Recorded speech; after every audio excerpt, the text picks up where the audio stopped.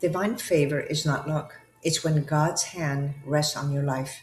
Psalm 5 verse 12 says, "Surely, Lord, you bless the righteous. You surround them with favor as with a shield." So favor protects and it actually distinguishes. Favor opens what effort alone cannot.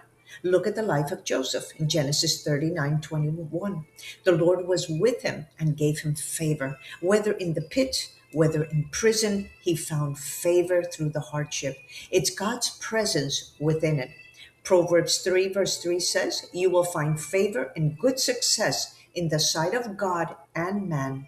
When God releases favor, doors open that no man can shut. Acceleration happens and recognition comes. When you walk with God, favor actually follows you. So don't chase favor, it will actually surround you. May favor find you today as of like a shield, as the word of God says. In Jesus' name I pray. Amen.